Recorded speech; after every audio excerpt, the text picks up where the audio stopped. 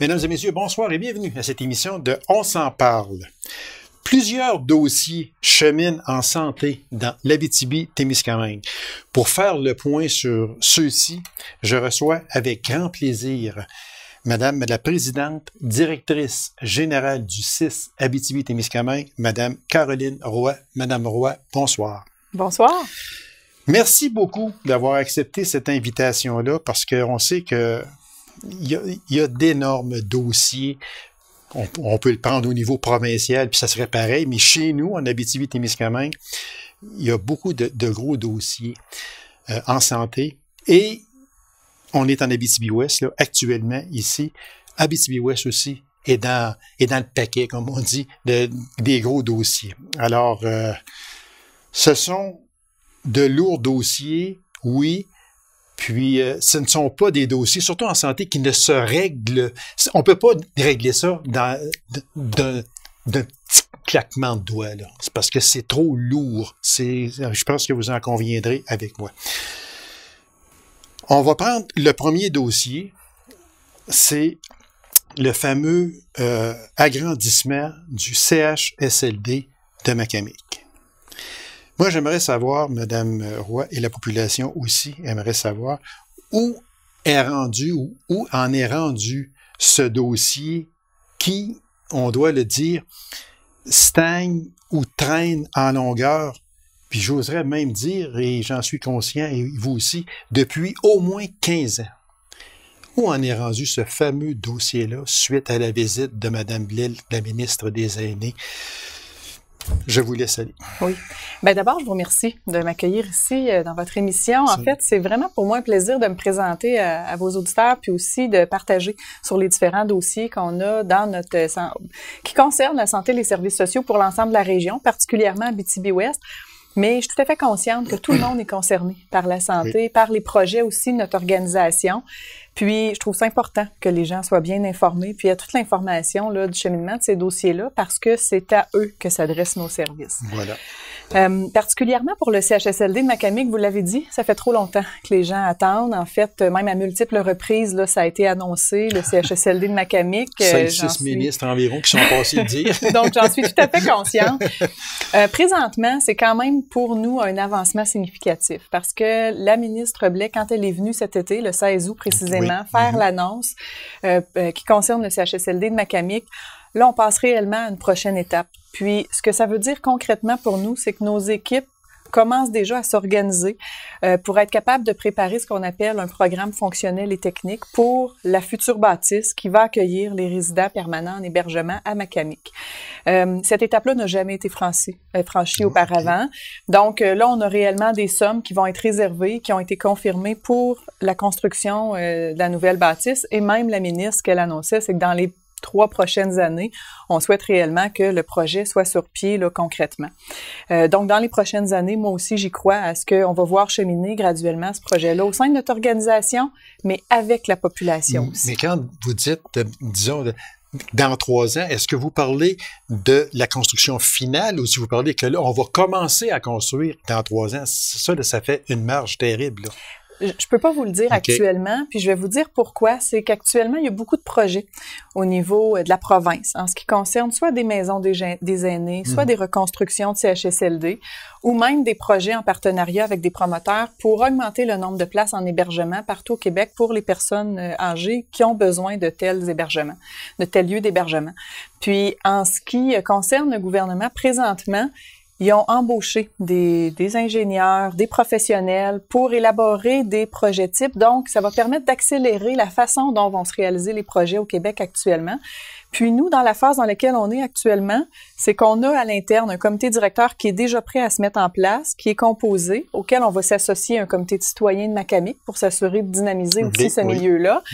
Mais là, présentement, le ministère, dans les prochaines semaines, devrait nous donner le modèle type un peu de ce qu'ils souhaitent au niveau des CHSLD maintenant, à partir de maintenant et du futur. On se souvient qu'avec le gouvernement actuel, il y a comme un renouveau des lieux d'hébergement pour les personnes aînées, que ce soit les maisons des aînés ou que ce soit même la construction de nouveaux CHSLD.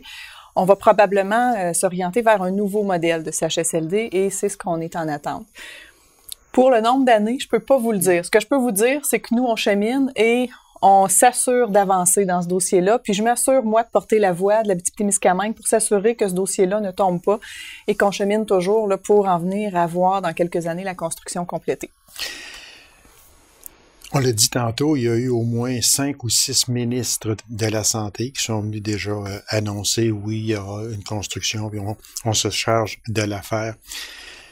Comment être certain que cette fois-ci, c'est la bonne? Et je me dis une chose, Mme Blais, la question lui a été posée, Mme Blais, ministre des Aînés, elle a répondu que parce que c'est la CAQ.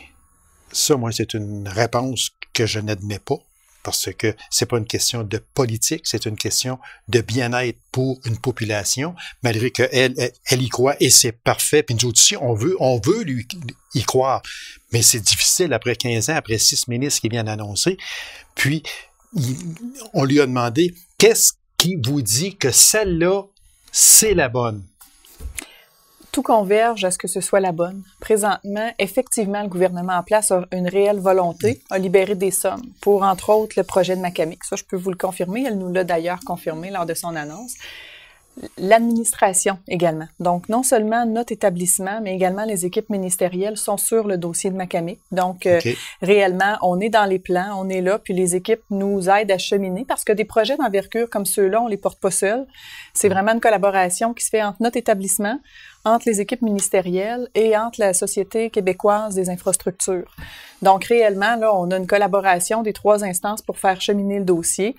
Puis nous, on s'assure aussi d'aller le plus rapidement possible dans l'avancement de ce dossier-là. Fait que moi aussi, je vous dirais que je suis confiante que cette fois-ci, c'est la bonne et que dans quelques années, on va voir la construction. Tout le monde espère que c'est la bonne parce qu'il y en a plusieurs qui sont venus. Mais il y a une chose que j'ai dite puis que je vais redire. Moi, et je ne fais aucune politique, là, du tout. Mais une chose que je peux vous dire, c'est que s'il y a une personne au Québec qui prend soin des aînés, c'est Mme Marguerite Blais. Et c'est, à mémoire, c'est une des conditions pour lesquelles elle est revenue en politique parce qu'elle a déjà été ministre dans un gouvernement libéral. Et là, elle est revenue avec la CAQ, avec la promesse formelle que moi, je m'occupe des aînés et je veux avoir carte blanche. C'est ce que mes conseillers me disent, et puis c'est ça que l'on m'a dit, que parce qu'elle ne vient pas en politique pour faire de la politique. Elle vient en politique parce que elle a à cœur les aînés et les proches aidants. Puis je pense que, en tout cas, il faut y croire, puis il faut la croire, je crois, quand elle dit que là, c'est la bonne. Ben, puis en fait, son discours, effectivement, est celui-là. Puis l'ensemble des annonces qui sont réalisées actuellement, puis les pas qu'on fait de l'avant actuellement pour le bien des aînés actuels et du futur, on est dans la bonne direction. Puis pour nous, pour l'organisation, notre premier objectif, c'est de s'assurer d'avoir un environnement adapté, satisfaisant pour l'ensemble de nos aînés, entre autres en Abitibi-Ouest à Macamic, donc d'avoir 80 places qui sont l'hébergement permanent actuel dans la bâtisse actuelle du CHSLD de Macamic, qui seront transférés donc directement dans la nouvelle bâtisse avec un environnement complètement renouvelé, complètement neuf, mis aux normes, puis en réponse adaptée à leurs besoins. Parce qu'il faut le dire, je n'ai pas vu les plans, rien, je ne sais même pas s'ils sont faits, mais seulement, il faut le dire que ce seront des chambres privées. C'est ça? Essentiellement. Seulement des chambres privées. Malheureusement, avec l'espace qu'on a actuellement au CHSLD de Macamic, on n'est pas en mesure d'offrir des chambres privées pour l'ensemble des résidents parce que c'est réellement notre volonté. Puis depuis plusieurs années, c'est notre volonté, mais actuellement, l'espace ne nous le permet pas. C'est certain que dans la nouvelle bâtisse, ça ne va être que des chambres privées. Quand j'ai fouillé le dossier après la visite de Mme Blais, c'est sûr et certain qu'on a remarqué des zones grises dans son annonce et puis dans le cheminement. Alors, les zones grises, entre autres, il n'y a aucune date. Actuellement, peut-être que vous allez me corriger, mais au moment où j'ai pris mes notes, il n'y avait pas de budget officiel d'annoncer pour la construction. C'est un peu ce qui rend un peu sceptique les gens. Peut-être qu'on n'a pas de date. Elle ne nous a pas donné de date. Du tout. Puis l'argent, ben là, on ne sait pas comment ça va coûter au juste, mais on n'a pas d'argent de réserver pour ça encore. Ça, ce sont des zones grises qui sont... Ça agace. Je le comprends. Je vous dirais que dans les prochaines semaines ou prochains mois, on va avoir une meilleure idée pour les dates parce que la séquence actuelle prévoit qu'avec le ministère en place, puis les équipes qui travaillent sur le dossier, on devrait avoir une idée du concept architectural, donc du concept qui est souhaité pour le CHSLD de Macamic comme pour les nouveaux CHSLD qui vont être construits prochainement au Québec. À partir de ce moment-là, évidemment, là, on va avoir nos professionnels ici en région qui vont pouvoir mieux définir le concept architectural, le concept immobilier du futur CHSLD de Macamic. Et ça va nous donner, à partir de ce moment-là, une meilleure idée des prochaines étapes puis du temps que ça va prendre pour arriver à une construction. Concernant les coûts, bien évidemment, à partir du moment où on va aller en appel d'offres, c'est suite à l'ouverture de l'appel d'offres que là, on va avoir une bonne idée des coûts. De lancer une approximation des coûts actuellement, ce serait comme de lancer un peu aux fournisseurs, aux promoteurs potentiels, là, une idée des coûts anticipés. Mais on va avoir à ce moment-là une meilleure idée. Donc, j'espère que la prochaine fois que je vais venir vous voir dans quelques mois, on va vous réinviter avec grand plaisir. Ça va me faire plaisir, puis j'aurai probablement plus de précision sur les dates à ce moment-là. Voilà. Puis, quand on a regardé la ministre, ce qu'elle a dit, entre autres, c'est que la ministre elle-même a dit souhaiter que le projet aille de l'avant. Elle souhaite que le projet aille de l'avant. Juste le mot « elle souhaite », ça laisse encore une petite zone grise. J'espère que ça va aller de l'avant. Ce que je peux vous confirmer, c'est que le besoin clinique a été reconnu. Donc, c'est clair qu'avec... C'est un gros fait, ça, là. Oui, c'est un fait. L'annonce que la ministre Blais est venue nous confirmer cet été, c'est réellement qu'on passe à la deuxième étape, puis la première étape étant la reconnaissance du besoin clinique. Donc, c'est clair, il y a eu plusieurs échanges dans les 2-3 dernières années sur ce besoin clinique-là, de faire ce qu'on appelle une reconstruction ou une nouvelle construction à côté du CHSLD de Macamic en réponse aux besoins des résidents qui sont là. Ça, c'est un fait, c'est reconnu. Donc, le besoin pour Macamic, il est reconnu, il est entendu dans toutes les équipes ministérielles, auprès du gouvernement également, puis à l'interne, on en est convaincu depuis déjà plusieurs années, vous le savez. Mais donc, pour moi, c'est pas un souhait, c'est le quand auquel on peut pas répondre actuellement précisément, mais on chemine dans le dossier et la volonté, c'est réellement que ça aille plus vite. Pour cette construction-là, comme pour d'autres constructions, parfois les séquences antérieures, dans les années antérieures, là, même avant la mise en place du CIS ou depuis le CIS, parfois fait en sorte que c'est un peu plus long, les nouvelles constructions. La volonté du ministère et du gouvernement en place, particulièrement pour les constructions qui concernent l'hébergement pour les aînés, c'est que ça aille plus vite. Fait que déjà, dans les 2, 3, 4 prochaines années, on ait des nouvelles constructions au Québec pour accueillir nos aînés en fonction de leurs besoins. Est-ce qu'on peut dire que c'est encore à l'étape du projet? Est-ce que c'est un projet ou c'est plus loin qu'un projet? C'est un projet, dans le sens où il y aura un début et une fin. Projet, pour moi, veut dire qu'on initie quelque chose, mais qu'on va le terminer. Puis, on va le terminer quand la construction va être en place, puis que finalement, on va pouvoir transférer nos résidents là, vers la nouvelle bâtisse. Pour moi, c'est ce que ça veut dire un projet. Donc, effectivement, jusqu'à terme, je vais nommer ça comme un projet. Mais ça ne veut pas dire qu'il y a un potentiel que ça ne se réalise pas. Puis ça, c'est là-dessus là, que je veux affirmer mes propos. Pour moi, c'est clair que ça va se réaliser. J'espère être capable de vous préciser les dates de façon un peu mieux lors de ma prochaine visite, là, mais on est déjà actifs dans ce dossier-là. Puis comme je vous dis, les équipes sont actives autant à l'interne qu'auprès du ministère et même Société québécoise des infrastructures. Quand on parle d'une construction, on parle d'un nouveau bâtiment qui va être annexé au bâtiment existant. C'est ça? Est-ce que je me trompe en disant ça? Vous avez tout à fait raison. En fait, dans les derniers échanges, justement, des dernières années puis des derniers mois, c'est ces éléments-là qui restaient à préciser parce qu'effectivement, avec les nouvelles normes en vigueur, la volonté que tout le monde ait sa chambre privée, qu'on doive gicler chacun des étages où il y a des résidents en hébergement permanent, ben ça ne nous permettait pas, avec la structure actuelle de Macamic, de pouvoir offrir cette offre-là d'hébergement adapté puis mise aux normes dans la bâtisse actuelle. Donc, c'était essentiel et c'était reconnu qu'il fallait avoir une nouvelle bâtisse. En mettant de façon adjacente cette bâtisse-là, puis en la reliant avec une passerelle, ça va nous permettre de maintenir certains services dans la bâtisse actuelle, parce que ça, c'est clair que nous, on voit ça comme une opportunité pour occuper différemment la bâtisse actuelle du CHSLD de Macamic, et c'était d'ailleurs une attente des équipes ministérielles aussi, de pouvoir maintenir cette bâtisse-là. Donc, les résidents vont être dans la nouvelle bâtisse, tout à fait mise aux normes, nouvelle bâtisse au goût du jour, avec aussi des nouvelles orientations, milieu qui va davantage se rapprocher d'un milieu je dirais un peu plus humain ou avec un environnement même physique un peu différent de ce qu'on a actuellement dans nos CHSLD. Mais les services alimentaires, le service de buanderie, les services administratifs qui y sont associés vont être dans la bâtisse actuelle du CHSLD de Macamic, avec également d'autres services. Juste un dernier son de cloche, Madame Roy, c'est que avant qu'une première pelletée de terre ne soit vraiment donnée, le projet devra passer par plusieurs étapes au moment où l'on se parle ici, là, dont, entre autres, la conception des plans et devis et l'estimation du budget vers 2020. Est-ce que tout ça est en marche actuellement? Oui. Puis, mais actuellement, au moment où l'on se parle, il n'y a pas de plan établi. Je veux dire, de plan concret pour... Moi, j'appelle un plan pour montrer là, à la firme d'ingénieurs, dire ou au constructeur possible, tiens, c'est ça ici que vous allez construire. Au moment où on se parle, on n'est pas rendu là parce que différemment des anciennes séquences qui nous mènent à des nouvelles constructions, présentement, les équipes ministérielles travaillent à l'élaboration des premières bases de ce fameux concept immobilier ou architectural-là pour le CHSLD de Macamic. Donc ça, c'est nouveau et c'est différent.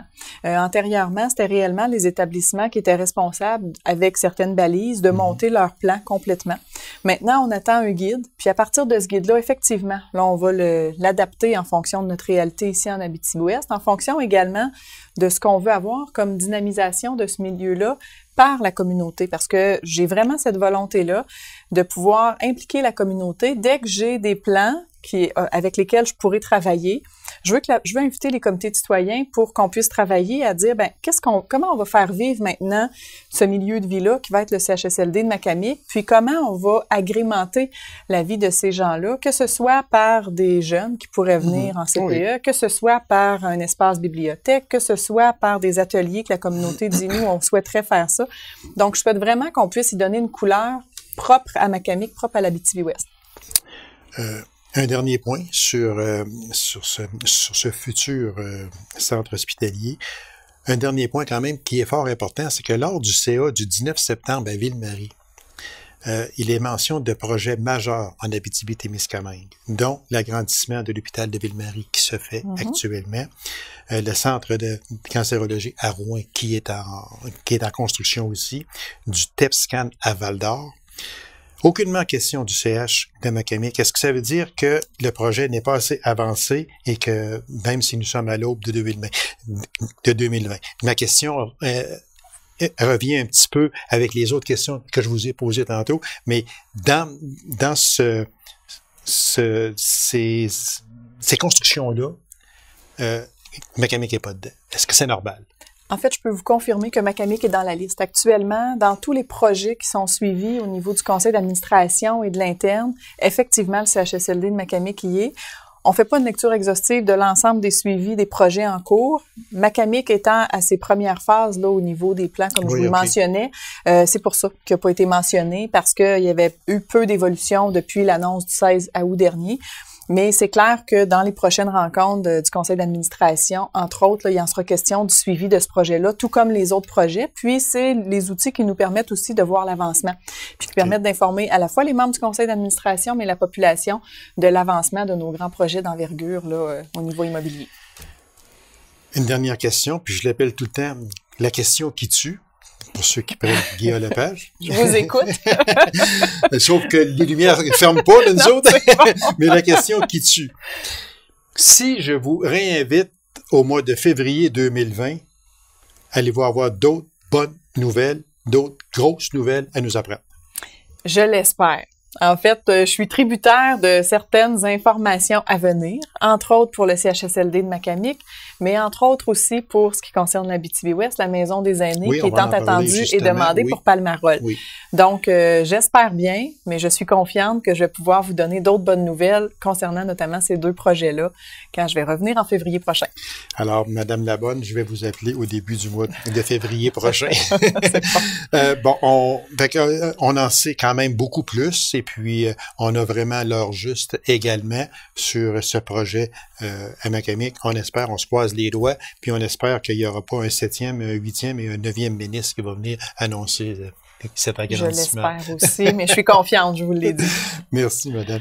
Bon, autre dossier, Maison des aînés à Palmarol, on le sait, ça aussi, ça fait l'objet de quand même de bonnes discussions. Ça a fait l'objet de bonnes discussions, ça en fait encore. La même question que je vous pose, que je vous ai posée tantôt, où en est rendu ce dossier?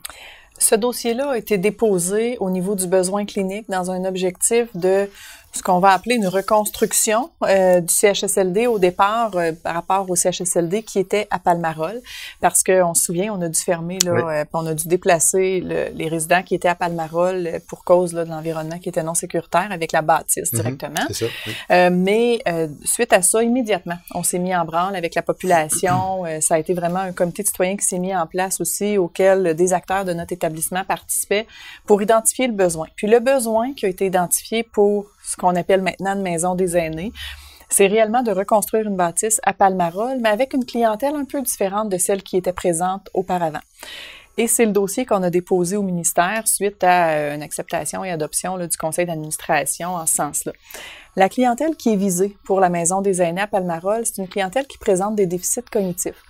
En région, dans nos CHSLD, dans les ressources intermédiaires aussi, ou même à la maison avec les familles, on a des personnes qui présentent des déficits cognitifs, puis plus le déficit avance, donc que ce soit une démence de type Alzheimer ou tout autre type de déficit là, neurocognitif, qui commencent à présenter des comportements également qui peuvent être dérangeants ou difficiles à encadrer, soit à domicile, soit dans les ressources intermédiaires, et qui demandent une approche particulière pour être capable de bien encadrer les gens dans leur comportement ou dans leurs symptômes qu'ils développent. Et ça demande, cette approche-là, aussi un environnement qui ressemble un peu plus à un milieu familial, des petites unités. Donc, on parle réellement de gens qui peuvent être ensemble dans une unité d'hébergement, mais de 6, 8, 10 personnes, avec des gens qui sont réellement formés à être capables d'approcher ces gens-là pour limiter des comportements qui peuvent être, par exemple, des comportements d'agressivité, des comportements d'opposition importante, parce que c'est des gens, on se souvient, qui ont des déficits cognitifs. Donc, ce qu'on souhaite, puis le projet qu'on a déposé pour la Maison des aînés à Palmarol, c'est 24 places, donc 3 unités de 8 personnes qui seraient construites à Palmarol.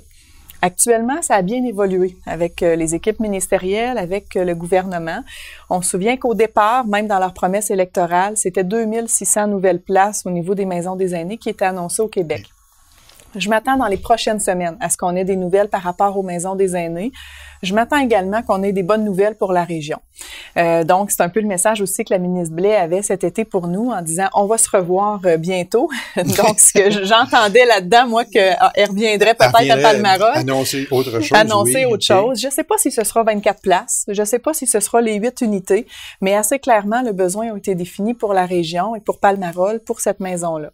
Mais on a plus de besoins que ça en région. En fait, là, 24 places, c'est un début. Mais la volonté du CIS, puis ma volonté à moi, ce n'est pas d'avoir qu'une seule maison des aînés en Abitibi-Témiscamingue, mais d'en avoir plus d'une sur le territoire. Quand on parle d'une possibilité de 24 résidents, est-ce qu'on peut appeler ça juste en image, là? Est-ce qu'on peut dire que c'est 3 petites maisons de 8 personnes?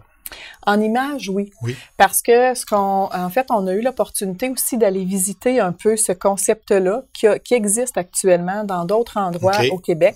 Puis effectivement, quand on parle de petites unités, c'est que même la cuisine ressemble à une cuisine un peu plus traditionnelle. Les chambres, souvent, là, je vais dire, c'est circulaire. Donc, les chambres sont comme toujours autour d'une boucle qui fait en sorte que l'usager qui présente des déficits cognitifs puis qui se promène beaucoup, va se promener, tourner en rond, mais ne peut pas se perdre, ne peut pas sortir de cette boucle-là, finalement. Et c'est voulu comme ça. Et c'est voulu comme ça. Donc, même le concept de l'environnement physique est différent, puis est adapté à la personne. Et les gens qui travaillent là sont aussi davantage reliés à une approche qui ressemble à un milieu familial. Donc, ne seront pas nécessairement tous identifiés avec des sarraux, avec des habits, des uniformes directement, peuvent être davantage habillés un peu plus normalement, vont contribuer, peu importe leur titre d'emploi, à l'offre de service. Donc, que ce soit une personne qui est préposée aux bénéficiaires, qui est infirmière, qui est éducateur, tout le monde a la même formation pour s'assurer d'avoir une approche pour limiter les comportements qui peuvent être désagréables ou nuisibles pour la personne ou pour les autres autour. Donc, c'est en marche actuellement, puis ça progresse bien aussi, mais c'est que je sais qu'on avait déjà dit que ce serait quand même assez long avant de voir, comme je dis le temps, les pelles hydrauliques arriver puis creuser, mais seulement que c'est sûr que c'est nouveau. C'est ça, c'est nouveau, là. Au Québec, tu as la Maison des Aînés. Ce concept-là, Maison des Aînés, en fait, il existait un peu quelques bâtisses de CHSLD qui ressemblaient à ce que sera les Maisons des Aînés. Vraiment une nouvelle orientation, une plus grande marge de manœuvre aussi pour, entre autres, accueillir les couples, les familles. Donc, une personne qui présente une démence assez avancée puis qui a besoin d'être hébergée dans une Maison des Aînés, mais que le conjoint ou la conjointe n'a pas de déficit, d'avoir un lieu pour accueillir le conjoint une fin de semaine. Donc, d'être capable de s'ouvrir à la famille, de s'ouvrir à l'entourage. Oui, exactement. De se sentir appuyé, de ne pas se sentir délaissé. Non. C'est ça qui est très important, parce que ces personnes-là ont besoin de leur famille, ceux qui en ont encore ont besoin de leur famille. C'est la clé aussi de leur bien-être. Voilà. Puis, ce qu'on souhaite, c'est réellement, je le mentionnais tout à l'heure pour le CHSLD de Macamic, mais les Maisons des Aînés, on veut les rendre vivantes par la communauté. Puis, avec le comité de citoyens qui était en place, on allait assez loin, même dans les hypothèses qui étaient souhaitées. Par exemple, si on est dans un milieu rural, puis qu'on sait que les gens qui y sont hébergés, c'est des gens qui ont été agriculteurs ou qui ont eu des fermes, ben pourquoi pas avoir une petite fermette à côté de la Maison des Aînés, être capable de faire vivre, d'avoir un petit marché, d'avoir... Fait que c'est réellement de faire vivre la Maison des Aînés par la communauté également. Et voilà, c'est très important. Donc, on va suivre ce dossier-là également. En terminant, probablement qu'on aura peut-être juste le temps de parler, malheureusement, de rupture de service au CH de la Sarre. Ça devient très problématique. Puis, vous avez raison, c'est préoccupant, pas seulement pour la Sarre, mais pour l'ensemble de la région. Notre premier défi actuellement, notre plus grand défi, c'est notre enjeu de main-d'œuvre partout sur le territoire de la région. La Sarre, effectivement, a vécu certains épisodes plus difficiles au printemps, en lien avec la natalité. Voilà. Mais je tiens à vous affirmer qu'on veut maintenir l'ensemble de nos services sur tout notre territoire. Donc, présentement, les actions qu'on porte, même avec nos partenaires, que ce soit les partenaires des communautés, les partenaires d'éducation, les partenaires dans les équipes ministérielles ou sectorielles avec les organismes communautaires, vont tous dans le sens de dire on veut être capable d'alimenter en main-d'œuvre. Oui, le CIS de la Petite-Témiscamingue, évidemment, on est le plus gros employeur en région, puis effectivement, on veut plusieurs personnes, mais de la main-d'œuvre aussi pour la région. Parce qu'il y a quelqu'un qui me disait justement la semaine passée, j'espère que le CH de la Sarre ne deviendra pas un gros CLSC. Je vous l'affirme, le CH de la Sarre ne sera pas un gros CLSC. On va maintenir l'ensemble de nos services. Puis nos actions vont toutes dans le sens d'être capable du maintien des services. L'enjeu de main-d'œuvre, il est réel, il est présent. Il va être là encore pour quelques années, mais c'est ensemble aussi qu'on va réussir à trouver des nouvelles solutions pour maintenir l'ensemble des services. Madame Roy, ce fut un plaisir. Merci infiniment. On va sûrement se revoir en 2020 parce qu'il devra y avoir d'autres bonnes nouvelles avec peut-être des dates plus précises que vous ne pouvez pas me donner aujourd'hui. C'est tout à fait normal parce que les dossiers cheminent, mais il faut donner le temps aux dossiers aussi d'arriver à bon port. Donc, en 2020, on va sûrement se revoir. Puis je vous remercie de votre présence à cette émission. C'est moi qui vous remercie. Ça m'a fait vraiment plaisir. Merci d'avoir et c'est partagé. Merci beaucoup, madame. Alors, mesdames et messieurs, merci d'avoir été là. On se donne rendez-vous à une prochaine émission. Donc, on s'en parle. Au revoir et bonne semaine.